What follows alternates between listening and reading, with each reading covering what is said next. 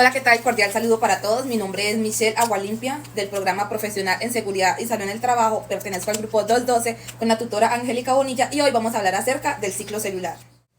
El ciclo celular es una serie de pasos y fases por la que pasan las células para poder replicarse.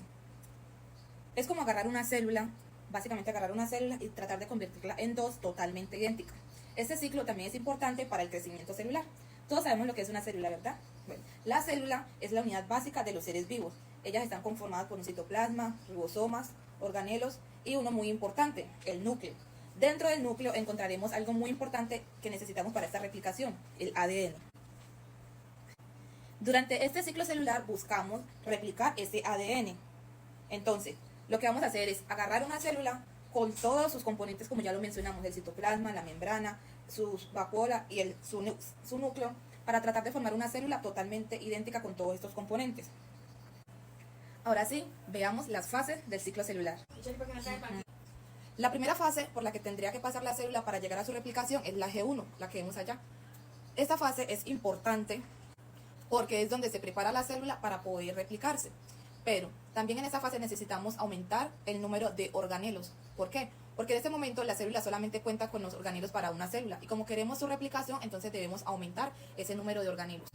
En esta fase también hay un proceso muy importante que necesitamos que ocurra y es la replicación del ADN. Pero para que esta replicación ocurra necesitamos tener cierto tipo de enzimas, cierto tipo de proteínas. Lo que es necesario la vamos a producir en esta fase. Esta fase también es importante para el crecimiento celular. Al terminar la fase G1 pasaremos a la fase S, que es donde ocurrirá la replicación del ADN. Esta replicación se mantiene gracias a cierto tipo de enzimas. Existen una que se llama polimerasa, existe tipo 1 y tipo 3. Estas son muy buenas en lo que hacen, replican el ADN casi sin cometer ningún tipo de daño, pero hay veces en lo que puede ocurrir algún daño en esa replicación, pero ocurre de un daño en cada millón o billón de pares bases de celulares. Aún así, en esta fase S vamos a asegurarnos de no cometer ningún error en la replicación del ADN. Esta fase tiene una duración aproximadamente de 6 horas. Antes de pasar a la siguiente fase encontraremos un punto de control, que es ese que vemos aquí.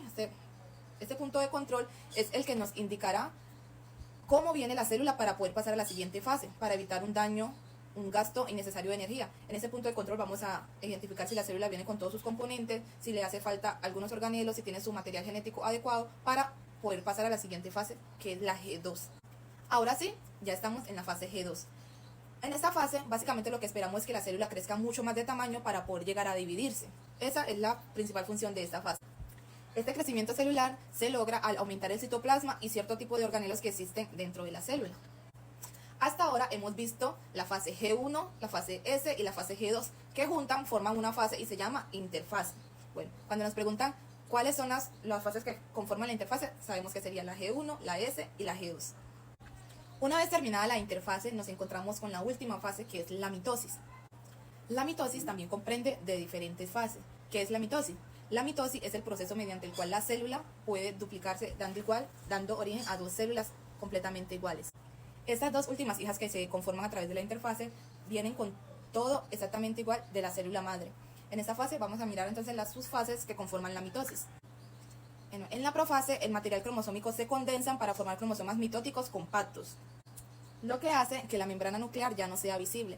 Luego pasamos a la metafase, que los cromosomas se alinean en el ecuador de la célula. Luego encontramos la anafase. En la anafase, las cromátidas y cromosomas se agrupan y se forman a los polos de las células. Y por último, en la telofase, los cromosomas ya se encuentran en los polos, la membrana nuclear se vuelve a formar y el citoplasma se divide. ¿Por qué las células pasan la mayor parte del tiempo en la interfase? Porque en esta fase es donde ellas realizan las funciones principales y esenciales para poder dividirse, para su replicación y la división celular. ¿Qué le pasaría a la célula si no pudiera entrar en la interfase?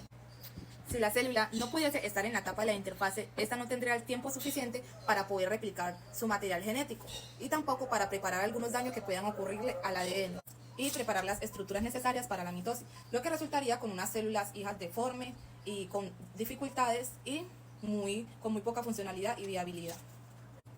Con relación con el cáncer, esta es una enfermedad muy compleja que implica la pérdida de la regulación normal del ciclo celular.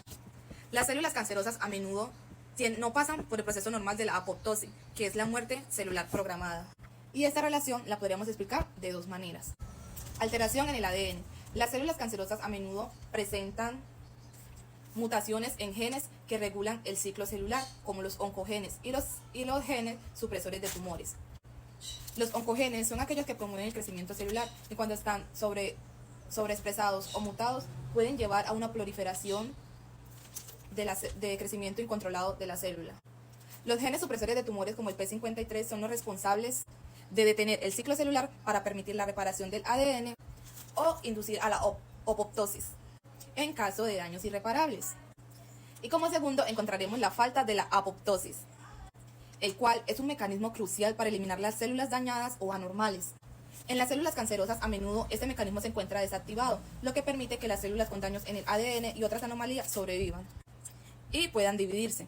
La incapacidad de formar apoptosis contribuye a la acumulación de células defectuosas y a la formación de tumores.